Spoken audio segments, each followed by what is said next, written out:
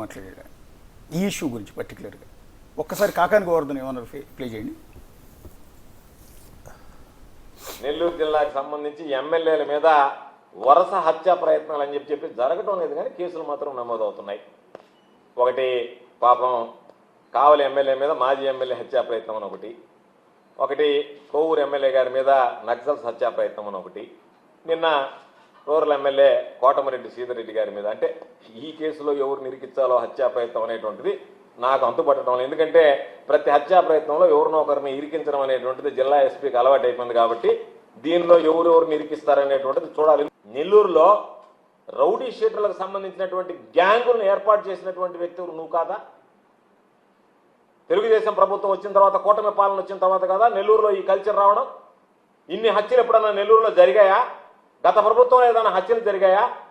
ఆ శ్రీకాంత్ అనేటువంటి రౌడీ షీటర్కి సంబంధించినటువంటి పెరోల్ విషయం అడ్డంగా బుక్ అయ్యారు. దాని నుంచి రావడానికి ఒక డైవర్షను.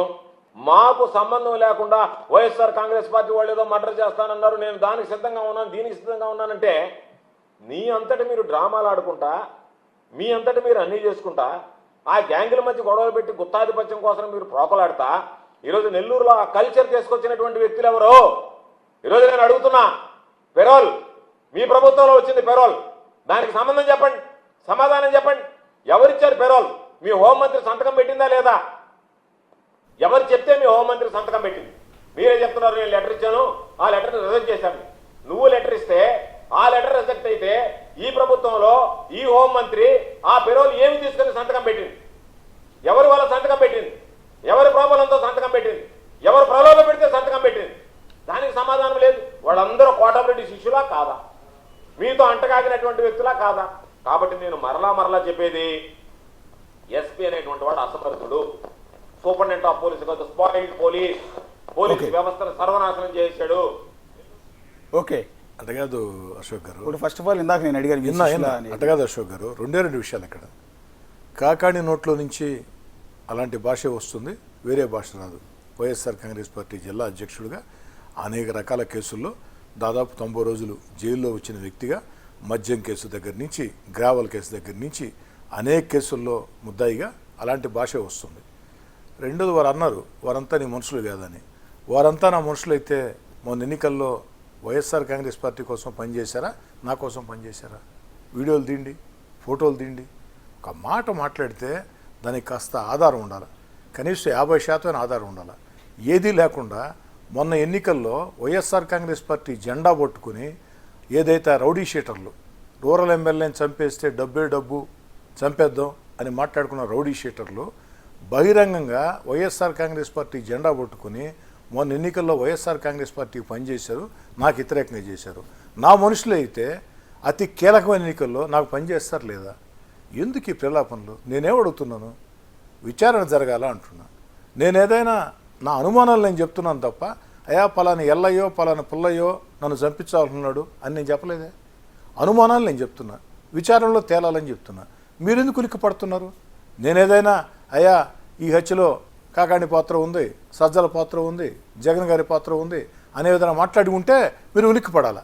నేను మాట్లాడకముందే సాక్షి మీడియా ఆఖరికి ఎంత దుర్మార్గం అంటే అశోక్ గారు, నా తమ్ముడు కోటమిరెడ్డి గిరి నా హత్య కుట్ర చేశాడని చెప్పని సోషల్ మీడియాలో వార్త వస్తుంది, సాక్షిలో వార్త వస్తుంది. ఆ సంస్కృతి మా దగ్గర లేదు, మా కుటుంబంలో లేదు. ఏదైనా ఉంటే అలాంటి సంస్కృతి ఇంతకంటే ఎక్కువ మాట్లాడటం నాకు ఇష్టం ఉండదు. మీ కుటుంబంలో ఉంది. పదవుల కోసం కుటుంబ సభ్యుల్ని చంపించే చరిత్ర లేదు, ఏదైతే ఆస్తుల కోసం తోడబుట్టిన వాళ్ళని వేధించే చరిత్ర, అది వైఎస్ఆర్ కాంగ్రెస్ పార్టీ డిఎన్ఏలో ఉంది. ఇంతకంటే ఎక్కువ మాట్లాడలేకపోతుంది. ఒక వీడియో రన్ అవుతోంది, ఒక ప్రాంక్ వీడియో. యాక్చువల్లీ ఒక సీరియస్లోకి మీరు కూడా కొంత భావోద్వేగానికి వెళ్తున్నారు. నాకు తెలిసి కాకాని వాయిస్ వినగానే కొంత భావోద్వేగానికి గురవుతున్నారు మీరు. ఒక ప్రాంక్ వీడియో మీకు చూపించడానికి కోసం ఒకసారి ప్లే చేయండి.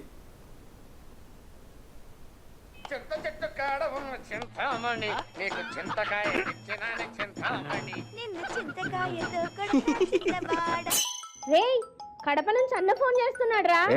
మసాజ్ చేస్తానా, కట్ చేయి. హలో, చెప్పండి అన్న. ఆ కోటమిరెడ్డి గారిని ఫినిష్ చేయాలరా.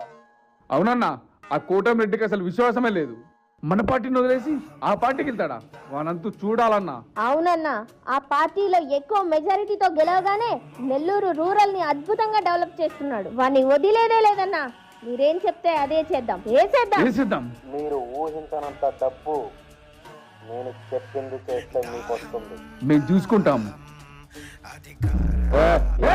రేపు పొద్దున మాట్లాడుకోండి రా. డబ్బు మీద సమస్య చంపేస్తారా నా కొడగా? రెడీ అక్కడ కోటరెడ్డిని చంపేస్తారు. నిజంగానే చంపేద్దామా? చంపేస్తారా? చంపేశారు, అయిపోయింది. Nellore rural MLA Kotamreddy Sridhar Reddy murder plan కేసుపై పోలీసులు దూకుడు పెంచారు. కోటంరెడ్డిని చంపేందుకు కొందరు వ్యక్తులు ప్లాన్ చేసినవి. ఏమనిపిస్తుంది? నవ్వు వస్తుంది. నవ్వాలనే నేను నవ్వు వస్తుంది. మీ ఎమోషన్ చూసిన తర్వాత నాకు నవ్వాలని ఆ ప్రాంక్ వీడియో ప్లే చేసింది. ఎవరో అది మీ పార్టీ వాళ్ళు తయారు చేస్తుంటారని, మీ మద్దతుదారులు ఏమైనా తయారు చేస్తుంటారు? తెలియదు. నాది మొట్టమొదటిసారి ఇప్పుడే చూస్తున్నా. చూడలేదు. కొంత మీకు అంటే మీకు అనుకూలంగానే చేశారు అది. యాక్చువల్లీ వాళ్ళ కుట్రని ఎస్టాబ్లిష్ చేసే విధంగా మొట్టమొదటి ఇప్పుడే చూసా. చూడలే ఇప్పుడు దాకా. ఒకసారి ప్లే చేద్దాం. వద్దు, అవసరం లేదు. నవ్వు వస్తుంది. ఓకే, యా, ఒక్కసారి అంటే ఈ ఇష్యూ సరే వదిలేద్దామండి. ఈ ఇష్యూ తర్వాత బేసిక్గా ఇప్పుడున్న అడ్మినిస్ట్రేషన్, మీ